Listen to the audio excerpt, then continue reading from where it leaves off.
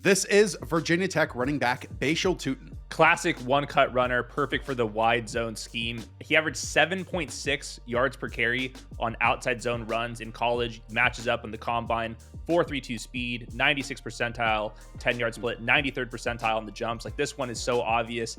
Get him in the Shanahan tree, get him on the Dolphins. It's all those type of backs. Yeah, 5'9", 206 pounds. It feels like there's one of these types of runners every single year. Ones we are just simply wish casting into a Shanahan-esque offense. The old school Mike Shanahan, Gary Kubiak, outside zone. Those number of teams throughout the NFL right now are not huge. And in fact, many of them already have top running backs on their roster. But in that system, getting him an alley, the one cut, as you discussed, as a home run hitter type.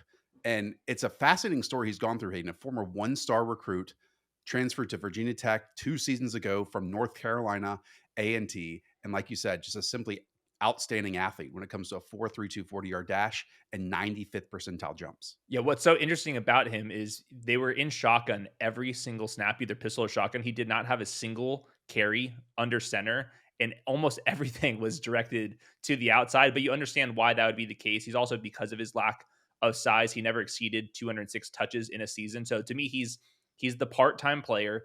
Early downs more so than passing downs, even though he's sometimes you see the smaller back, like, oh, this guy's gonna be perfect on third downs. No, he's the change of pace back at 5'9", 206. I thought he had a little bit of a fumble problem, kind of carried the ball outside, but he's trying to look for that home run. And sometimes you have to take some of the flaws if you are looking for, a 60-yard touchdown. Yeah, a couple stats, and you mentioned one. 9 fumbles over the last 2 seasons.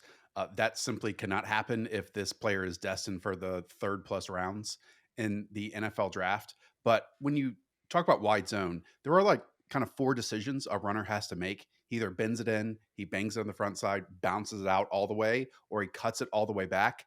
And we saw Tuten hit every single one of those lanes, I felt, over the last season or 2 at Virginia Tech. And again, just let him fly. Let him be this explosive player out in space. And I can see even early on a play caller wanting to be creative if it's not just simply that outside zone team and get him as their jet sweep player.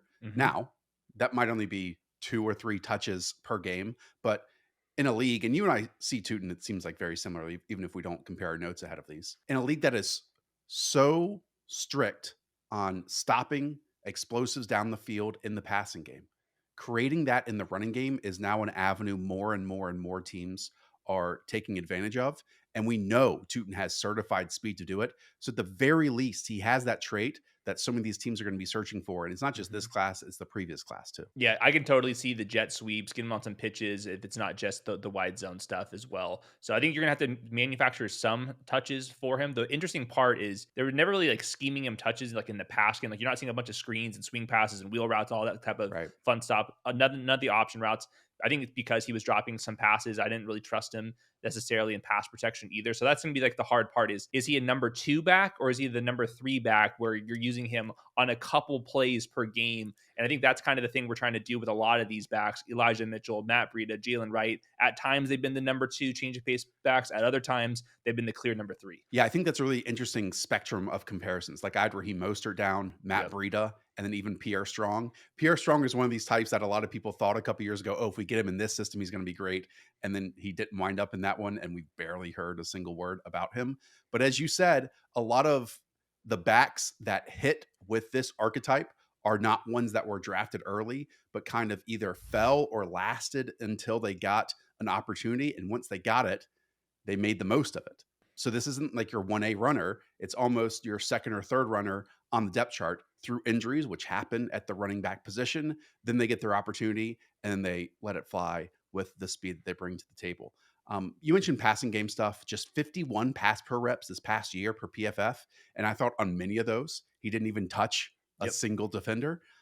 But there were plenty of opportunities and exposures when he did, like a free rusher versus Marshall. He stonewalled him. A chip block, he forced the edge rusher to the outside at the same time. And if you all want to check out one game for the passing standpoint, the Duke one stands out to me. 4th and 4 against Duke, they send 6, the defense does, and he totally picks up his assignment 1 versus 1. And then again, there's another almost dozen pass pro snaps I thought were worthwhile for people to check out. Yeah, what's interesting because he's 5'9", 206. he's lightweight, but he's not super lean. Like he actually has a little bit of density to him, so he can survive in pass protection in a pinch there. I'm just not sure if you would have him out there if you're not showcasing him as a receiver, and that's like a projection that these teams are going to go off of. I think just real quick for me, grade wise, I can't go day two with him. I see a lot of day two No. love, third rounds and stuff.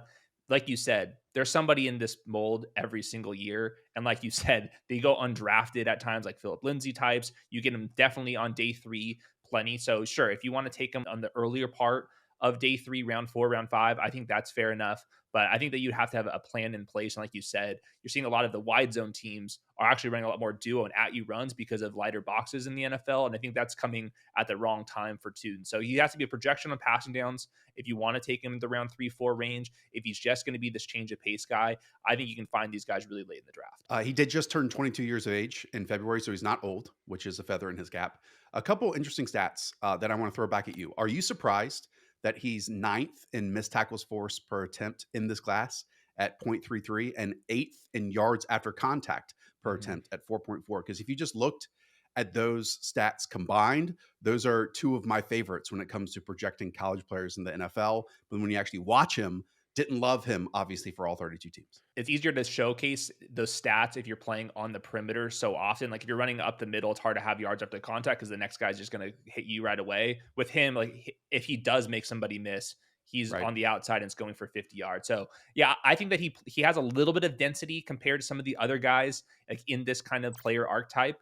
So I think there is something to that, but I don't think you're getting like Bucky Irving or any Kyron Williams, like those types where I think those guys are consistently turning into like plus yards, like adding another 1, 2, 3 yards to it. I'm not sure if I see Tootin in that way. Some bad stats. He did have a stuff rate of 22.6%, which is quite high. For comparison, just 6 running backs in the NFL reached that last season. Simply, that is carries that do not gain a single yard out there. And his maybe worst stat is that he's 113th in carries in this draft class that ended in a first down or a touchdown. But credit to his home run ability. He did have 11 carries this past year that went 20 plus yards, and many of those equaled 31, 55, 83, 61, 58, and 41 yards. So if he does break that one contact like you talk about, these are, 6, 7, 8 game changing plays from this season that alter the course of an outcome of a contest. Yeah, I think we had pretty much the same exact notes with this one. Would you go day two on them like some No. other people, or yeah, day three it is? Raheem Mostert, Matt Breida, Pierre Strong. By the time many people watch this video, he'll already be drafted. But I do wonder, like Clint Kubiak in Seattle. I know he already has Oh my Ken God, Walker. please I say know no. he already has, Zach Charbonnet. But there's not someone of like this kind that is a seamless fit of this body type of the sort. Or if you want to be like the running back 3 in Miami, or we know Jordan Mason just traded away from the San Francisco 49ers. Maybe, just maybe, Kyle Shanahan likes him some Bhayshul Tuten over Isaac Correndo. But these are all going to, evolve over the next few weeks. Okay, if you enjoyed this video, hit that subscribe button. Join us along this offseason journey. We have so many more draft prospect videos already on the channel. So search around, click one, and we'll see you there.